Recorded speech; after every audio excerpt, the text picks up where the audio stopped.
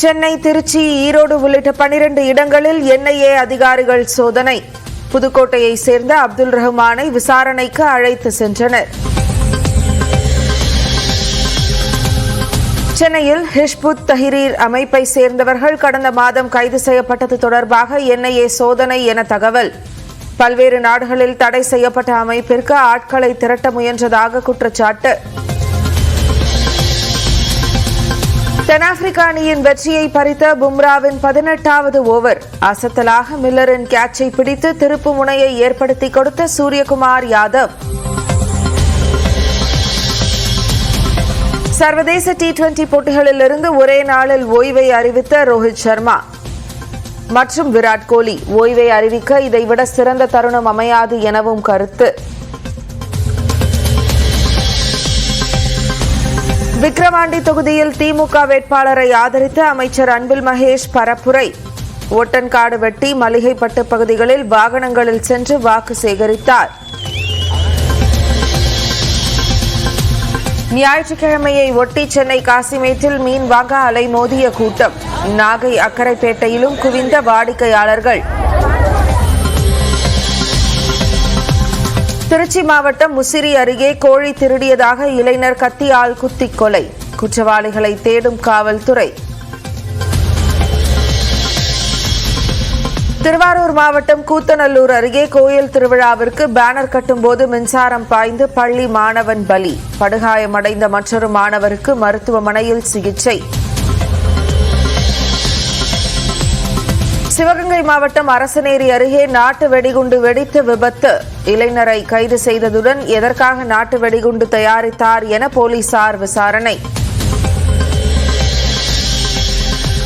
Chennai MRC நகரில் உள்ள பங்குச்சந்தை வர்த்தகர் வீட்டில் 250 சவரன் நகை, 10 கிலோ வெள்ளி, 25 லட்சம் ரொக்கம் கொள்ளை. ஓட்டுநர் சரவணனை பிடித்து போலீசார் விசாரணை. குஜராத்தின் பல்வேறு பகுதிகளில் வெளுத்து வாங்கிய மழை. சாலைகளில் தண்ணீர் பெருக்கெடுத்து ஓடுவதால் வாகன ஓட்டிகள் அவதி.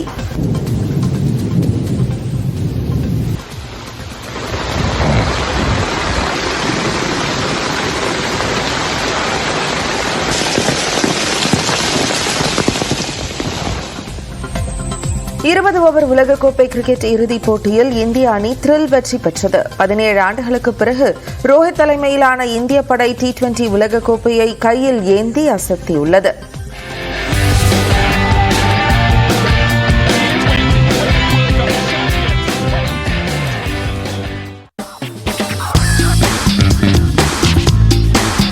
ICC Men's T20 Cricket World Cup Champions 2024. மேற்கிந்திய தீவுகளில் உள்ள பார்படாஸில் நடைபெற்ற 9வது உலகக்கோப்பை கிரிக்கெட் தொடரின் இறுதிப் போட்டியில் இந்தியா, தென்னாப்பிரிக்கா அணிகள் பல பரீட்சை மேற்கொண்டன. டாஸ் வென்ற இந்திய அணி முதலில் பேட்டிங் ஆட முடிவு செய்தது. அதன்படி களமிறங்கிய இந்திய வீரர்களில் பெரிதும் எதிர்பார்க்கப்பட்ட ரோஹித் சர்மா, சூரியகுமார் யாதவ், ரிஷப் பந்த் சொற்ப ரன்களில் அடுத்தடுத்து ஆட்டமிழந்து அதிர்ச்சி கொடுத்தனர். ஆனால் நடப்பு தொடரில் அனைத்து போட்டிகளிலும் தடுமாறிய விராட் கோலி அணியின் நம்பிக்கை நாயகனாக உருமாறினார். அவரும் அவருடன் கைகோர்த்த அக்ஷர் பட்டேலும் அணியை சரிவிலிருந்து மீட்டனர். 59 பந்துகளை எதிர்கொண்ட விராட் கோலி 2 சிக்ஸர், 6 பவுண்டரிகளுடன் 76 ரன்களை குவித்தார். 20 ஓவர் முடிவில் 7 விக்கெட் இழப்பிற்கு இந்திய அணி 176 ரன்கள் சேர்த்தது. தென்னாப்பிரிக்காவை பொறுத்தவரை மகாராஜ் மற்றும் நோக்கியா தலா 2 விக்கெட்டுகளை கைப்பற்றினர். 177 ரன்கள் எடுத்தால் வெற்றி என்ற இலக்குடன் களமிறங்கிய தென்னாப்பிரிக்க அணி தொடக்கம் முதலே சீரான ஆட்டத்தை வெளிப்படுத்தியது. 5 சிக்ஸர்களுடன் அதிரடியாக விளையாடிய கிளாசனை வீழ்த்தி தென்னாப்பிரிக்காவின் ரன் வேகத்தை பாண்டியா கட்டுப்படுத்தினார். இருப்பினும் தென்னாப்பிரிக்க அணியின் பக்கம் வெற்றியின் காற்று வீசிக் கொண்டிருந்தது. 30 பந்துகளுக்கு 30 ரன்கள் எடுத்தால் வெற்றி என்ற எளிய நிலைக்கு தென்னாப்பிரிக்க அணி சென்றது. ஆனால் 18வது ஓவரை வீசிய பும்ரா தனது நேர்த்தியான பந்து வீச்சால் 2 ரன்கள் மட்டுமே கொடுத்து 1 விக்கெட்டை கைப்பற்றி தென்னாப்பிரிக்காவின் நம்பிக்கையை குலைத்தார். இதனைத் தொடர்ந்து கடைசி ஓவரில் ஹர்திக் பாண்டியா வீசிய பந்தில் 6 அடிக்க முயன்ற மில்லரை அசாதாரண கேட்ச் மூலம் பெவிலியனுக்கு அனுப்பினார் சூரியகுமார் யாதவ். இறுதியில் 7 ரன்கள் வித்தியாசத்தில் இந்திய அணி உலகக்கோப்பையை உச்சி முகர்ந்தது. ICC Men's T20 Cricket World Cup Champions 2024.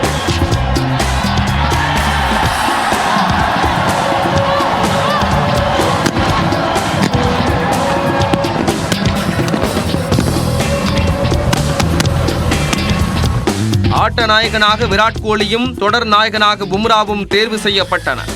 கடந்த 2007ஆம் ஆண்டிற்கு பிறகு இந்திய அணி இரண்டாவது முறையாக 2020 உலகக்கோப்பையை வென்று நாட்டிற்கு பெருமை சேர்த்துள்ளது. கடந்த 2007ஆம் ஆண்டு உலகக்கோப்பையை வென்ற இந்திய அணியில் இடம்பெற்ற ரோஹித் சர்மா தற்போது அணியின் தலைவராக கோப்பையை வென்று கொடுத்துள்ளார். அதே சமயம் திறமையான வீரர்கள் நிறைந்துள்ள தென்னாப்பிரிக்க அணி இதுவரை ஒரு முறை கூட உலகக்கோப்பையை ஏந்த முடியாத சோகம் தொடர்கதையாக நீடிப்பது குறிப்பிடத்தக்கது. சர்வதேச 20 ஓவர் கிரிக்கெட் போட்டிகளிலிருந்து ஓய்வு பெறுவதாக இந்திய அணி கேப்டன் ரோஹித் சர்மா அறிவித்துள்ளார். 2007ஆம் ஆண்டு முதல் 20 ஓவர் கிரிக்கெட் போட்டிகளில் விளையாடி வந்த ரோஹித் சர்மா தனது சிறப்பான ஆட்டத்தால் இந்திய அணியை பல முறை வெற்றிக்கு அழைத்து சென்றார். மொத்தம் 159 போட்டிகளில் விளையாடிய ரோஹித் சர்மா இந்த ஃபார்மேட்டில் பல சாதனைகளை நிகழ்த்தியுள்ளார். குறிப்பாக 4231 ரன்களை குவித்துள்ள அவர் அதிக ரன்கள் குவித்த வீரர்கள் பட்டியலில் சர்வதேச அளவில் முதலிடத்தில் உள்ளார். அதேபோல 5 சதங்கள் அடித்துள்ள ரோஹித் சர்மா அதிக சதம் அடித்தவர்கள் பட்டியலில் மேக்ஸ்வெல்லுடன் சேர்ந்து சர்வதேச அளவில் முதலிடத்தில் உள்ளார்.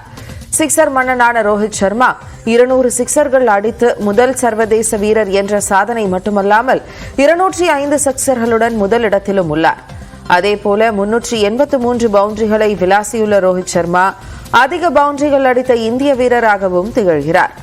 இந்திய அணிக்காக அதிக போட்டிகள் வென்று கொடுத்த கேப்டனாகவும் ரோஹித் சர்மாவே முதலிடத்தில் உள்ளார். சர்வதேச T20 கிரிக்கெட் போட்டிகளிலிருந்து ரோஹித் சர்மாவும் விராட் கோலியும் ஒரே நேரத்தில் ஓய்வை அறிவித்துள்ளது குறித்து தீநகரிலிருந்து ரசிகர்கள் கூறியது என்ன பார்க்கலாம். ஏற்றுக்கொள்ள முடியாத நிலைமை தான், இருந்தாலும் பண்ண முடியாது. என்ன ஒன்று, அவங்க 50 ஓவர்ஸ் டெஸ்ட் கான்சென்ட்ரேட் பண்ணுறதுக்காக இந்த ஓய்வு அறிவிச்சிருக்காங்க. அதுவும் யங்ஸ்டர்ஸ்லாம் வளர்ந்து வர்றாங்க. இப்போது ஐபிஎல்லாம் நிறைய நடந்துட்டுருக்கு, நிறைய சீரியஸ்லாம் நடந்துட்டுருக்கிறதுனால அவங்க நிறைய யங்ஸ்டர்ஸ்க்கு அவங்கள இது பண்ணியிருக்காங்க. எனவே டோர்னமெண்ட்டில் அவங்க பண்ண கான்ட்ரிபியூஷன் வர யங்ஸ்டர்ஸ்லாம் பார்த்து கற்றுக்கணும். ரோஹித் அண்ட் விராட் கோலி இதுக்கு முன்னாடி பார்த்தீங்கன்னா நல்லா கான்ட்ரிபியூஷன் பண்ணாங்க. ஒரு நாக் அவுட் மேட்ச்லையும் சரி, நார்மல் அந்த குவார்டர் ஃபைனல் எல்லாத்துலேயும் அவங்களோட கான்ட்ரிபியூஷன் அதிகமாக இருந்துச்சு. ஸோ இது கரெக்டான டைம்னு நாங்கள் நினைக்கிறோம். ஏன்னா அவங்களோட இது முடிஞ்சிச்சு. இதுக்கப்புறம் யங்ஸ்டர்ஸ் வழிவிடணும்னு சொல்லிட்டு விராட் கோலியே சொல்லியிருக்காரு. ஓகேங்களா? ஸோ நாங்கள் எங்களை பொறுத்தவரை கப்பு வின் பண்ணிட்டாங்க, ரொம்ப சந்தோஷமா இருக்கு. அதே மாதிரி விராட் கோலி ரோஹித் ஒரு பக்கத்து ஓய்வு பெற்றாலும் கூட மனசு வருத்தமா இருக்கு. இதனால யங்ஸ்டருக்கு வழிபடணும்னு சொன்னதுனால நாங்கள் அப்ரிசியேட் பண்றோம். 2 சீனியர் பிளேயர்ஸுமே பாத்தீங்கன்னா they have given way for the யங்ஸ்டர்ஸ்க்கு அவங்க வழிவிட்டு இருக்காங்க.